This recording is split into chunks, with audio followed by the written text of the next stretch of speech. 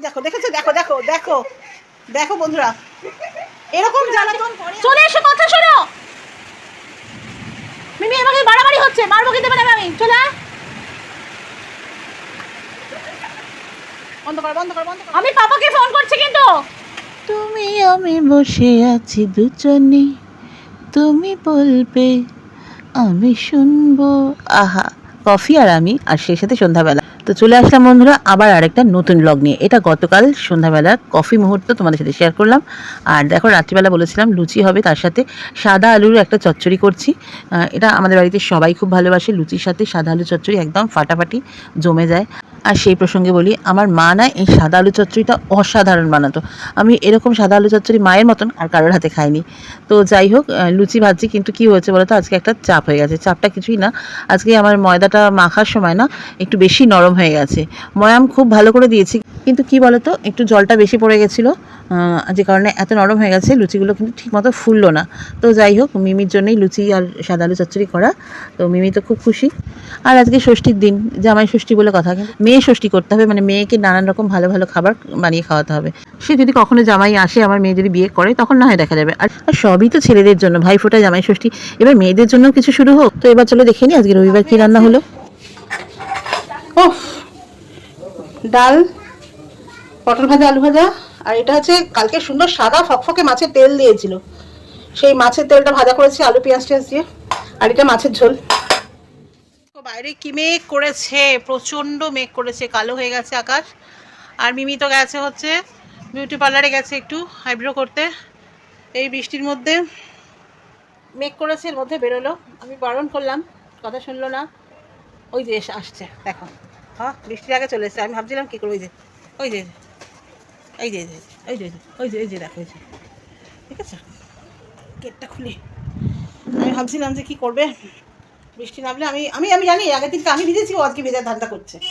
যাই হোক বৃষ্টি, যাই হোক বৃষ্টি নামার আগে ঢুকে গেছে।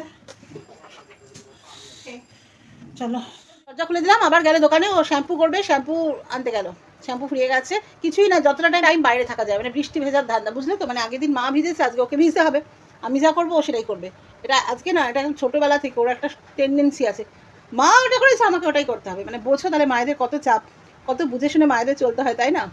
বাচ্চারা সবসময় মায়েদের নকল করে, বিশেষ করে মেয়েরা মায়েদের ভীষণ নকল করে। বৃষ্টিতে ভেজার জন্য এইসব নাটক, বুঝেছো? কিচ্ছু না। ওই দেখো, বৃষ্টিতে ভিজবি তো নিজে ভুগবি। এসে আবার গেছে, বৃষ্টিতে ভিজলে নিজেই ভুগবে। কালকে থেকে তোমার শুরু হচ্ছে, স্কুল বন্ধ হয়ে যাবে, যেতে পারবে না স্কুলে। টিচারি করতে না, একদম না মিমি, মার খেয়ে যাবি। চলে বাসন কোসন এখনো মাজা হয়নি, হবে। চলো বাইরেটা দেখি। আরে বন্ধুরা দেখো, বাইরে আজকে আবার মেঘ করেছে। আগে তোমাদের একবার দেখিনি বাইরেটা, মেঘ করেছে, খুব আনন্দ হচ্ছে। এ বাবা, আজকে ময়লা নিতে আসেনি, দেখো ময়লার প্যাকেট বাইরে ফেলে রেখেছি, নিতে আসেনি আজকে। ময়লার গাড়ি আজকাল খুব ডুব মারছে। আগে শুধু বুধবার করে রেখে দিই, বেড়াল টেড়াল মুখে দেবে। আগে শুধু বুধবার করে কামাই করতো, এখন সপ্তাহে 2 দিন হয়ে গেছে। এখন সপ্তাহে 2 দিন হয়ে গেছে। চলো, রান্নাবান্না হয়ে গেছে। কি ভালো মেঘ করেছে, বর্ষার মেঘ। বর্ষার মেঘ দেখলে খুব আনন্দ লাগে, কি মজা লাগছে। বৃষ্টি হবে, দেখো পুরো ঘেমে নিয়ে গেছে আরেকজন। এবার একটা কথা বলি, 1 মাস তো মেশামেশি আসেননি খাবার নিতে। উনি খুব, হ্যাঁ খুব কিউট, ওকে দেখাচ্ছি। খুব অসুস্থ ছিলেন উনি, গরমে মারাত্মক অসুস্থ ছিলেন। তো আজকে আবার আসবেন, ঠিক আছে? তো চলো, আর একটা কিউট বেবিকে দেখা। এদিকে এদিকে এদিকে, এই দেখো, এই দাঁড়া, ব্যাক ক্যামেরায় নি। এদিকে এদিকে এদিকে এদিকে বাবু, ওরে বলে ওরে বলে ওরে বলে। ওই দেখো একটা কিউট বেবি। ও ও ও ও, ওই দেখো, দেখেছো? দেখো দেখো দেখো দেখো বন্ধুরা, এরকম জ্বালাতন করে আমাকে। ভিজিস না, না তোর ফোন থেকে না, এটা থেকেই তো করছি। ও বাবা, না না এরকম করে করবে, দেখেছো? এরকম চালা। ওদিকে ওদিকে ওদিকে ওদিকে, কোন দিকে? ওইদিকে ওইদিকে ওইদিকে, বলে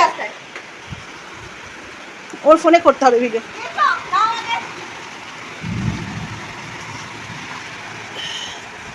আমি জানি না কি হচ্ছে, ভিডিওর মধ্যে ভিডিও। এসব আমার মেয়ের পাগলামি পাল্লায় পড়ে। আমি জানি না কতদূর কি আসছে। এই যে দেখছো অবস্থা দেখো। মিমি চলে এসো, চলে এসো। যাচ্ছি যাচ্ছি।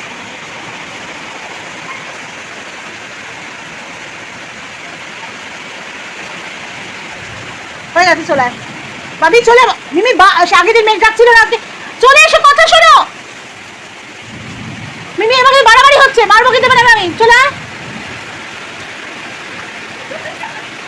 বন্ধ করো, বন্ধ করো, বন্ধ করো, বন্ধ কর, গেট বন্ধ কর, গেটটা বন্ধ কর। আমি পাপাকে ফোন করছি কিন্তু। কিরম আমাকে বকায় শুরু, দেখো এত বড় মেয়ে হয়েছে এখন এত বকায়।